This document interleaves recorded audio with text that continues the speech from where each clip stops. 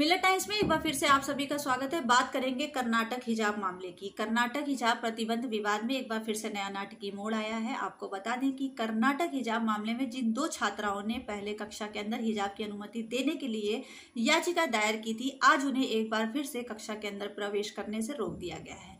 आज 12वीं की अंतिम परीक्षा थी। अंतिम कक्षा 12वीं की बोर्ड परीक्षा में केंद्र से उन्हें दूर कर दिया गया। उन्हें किसी भी सूरत हाल अंदर नहीं जाने दिया गया, जबकि उन्होंने काफी कोशिश भी की थी। बता दें कि उन्होंने इसलिए परीक्षा छोड़ दी क्योंकि उनके हिजाब उतारने के लिए उनसे से कहा गया, लेकिन उन्होंने हिजाब नहीं उतारा। इसके ऐसा इसलिए हुआ क्योंकि ऐसे में जब लड़कियां वहां एग्जाम देने पहुंची, आपको बताते हैं, ऐसे में अधिकारियों ने परीक्षा केंद्रों पर मुस्लिमों के लिए, लड़कियों के लिए ये यहाँ पे बाउंडेशन लगा दिया कि आप हिजाब पहनकर अंदर नहीं आ सकती हैं। हाल में परीक्षा प्रवेश करने से पहले ही स्कार्फ हटाने की व्यवस्था की बात की गई, यानी कि ये कहा गया कि यदि आप अंदर जाते हैं, आपको एग्जाम देना है, तो आप सर पर से स्कार्फ हटाएंगी। वहीं हिजाब पहनकर परीक्षा देने के लिए पहुंची मुस्लिम लड़कियों ने कहा कि परीक्षा देने वो अंदर जब जाएंगी तो वो स्कार्फ हटा देंगी, उसके बाद परीक्षा देने के बाद वो उसे पहन लेंगी, लेकिन बावजूद उसके इन्हें परीक्षा केंद्र में नहीं जाने दिया गया। इसके साथ ही आपको बताते हैं कि इसमें शामिल आलिया असदी और रेशम नाम की दो छात्राओं ने उडुपी के विद्यालय यानी कि पीयू कॉलेज में परीक्षा देने के लिए बुर्का पहनकर जाने की अनुमति मांगी। इस दौरान अनुमति मांगने के दौरान उनका 45 मिनट का वक्त परीक्षा केंद्र के बाहर ही खराब कर दिया गया, यानी कि 45 मिनट तक पर्यवेक्षकों से, जो वहां एग्जामिनर थे, उनसे उनकी बात बहस चलती रही। एक लंबी बात बहस होने के बाद भी नतीजतन ये नतीजा सामने आया कि उन्हें परीक्षा केंद्र में जाने नहीं दिया गया। किसी भी तरीके से उन्हें इजाजत नहीं दी गई। जब वे इजाजत नहीं ले पाई और उनको अंदर नहीं जाने दिया गया, तो उन्हें अपने परीक्षा केंद्र से बिना परीक्षा दिए ही वापस लौटना पड़ा। जैसा कि आपको पता है कि पहले ही वहां पर यानी कि कर्नाटक में जो है हिजाब या धार्मिक पहचान से जुड़े किसी भी कपड़े पर प्रतिबंध लगाया गया है, और ये मामला तभी से चल रहा है जब से ये हिजाब मामला उठा था।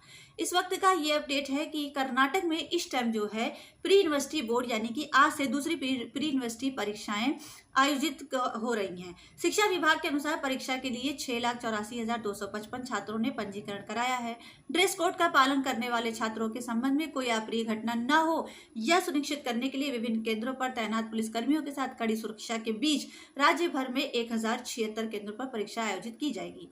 राज्य के शिक्षा मंत्री, जैसा कि पता है कि BC नागेश ने स्पष्ट रूप से कहा है कि छात्रों को हिजाब परीक्षा देने के लिए अनुमति नहीं दी जाएगी, यानी कि कोई भी छात्र, उन्होंने स्पष्ट कर दिया है कि हिजाब पहनकर आएगा तो उसको अनुमति नहीं दी जाएगी। या कई मुस्लिम छात्राओं द्वारा मंत्री से अंतिम परीक्षा के दौरान उन्हें अपने हिजाब पहनने की अनुमति देने के अनुरोध के मद्देनजर ये बात आती है, यानी कि कई मुस्लिम छात्राओं ने ये कहा होगा कि हमें परीक्षा केंद्र में नकाब पहन के, बुर्का पहन के, हिजाब पहन के हमें अनुमति दी जाए, लेकिन उसको मद्देनजर रखते हुए मंत्री जी ने पहले ये घोषणा कर दी कि जो है कोई भी हिजाब पहनकर परीक्षा केंद्र में नहीं जाएगा।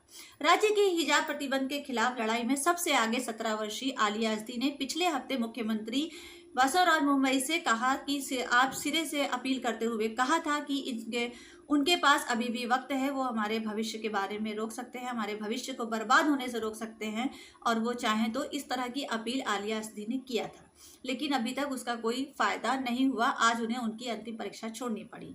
पिछले महीने तटीय कर्नाटक के उडुपी की 40 से अधिक मुस्लिम छात्राओं ने पहली प्री यूनिवर्सिटी परीक्षाओं में बैठने से परहेज किया था। ये आपको बता दें कि क्या वो रहे हैं, क्योंकि वो स्पष्ट रूप से उच्च न्यायालय के फैसले से आहत हुई थी। लड़कियों ने पहले भी प्रैक्टिकल परीक्षाओं का बहिष्कार किया था क्योंकि उनकी सुनवाई नहीं हुई थी, और साथ ही हाई कोर्ट ने भी ये कह दिया था कि जो है नकाब पहनना या हिजाब पहनना किसी भी तरीके से जो है इस्लामी अभ्यास में नहीं आता है। तो इन्हीं बातों से आहत छात्राएं जो हैं आज बावजूद इसके परीक्षा केंद्र में पहुंचती हैं परीक्षा देने, लेकिन उनको इजाज़त नहीं दी जाती है। तो ये था अभी तक का अपडेट जो आपको हम बता रहे थे। मिलेंगे और फिर अगली खबरों के साथ। अभी के लिए इतना ही बस। जय हिंद, जय भारत।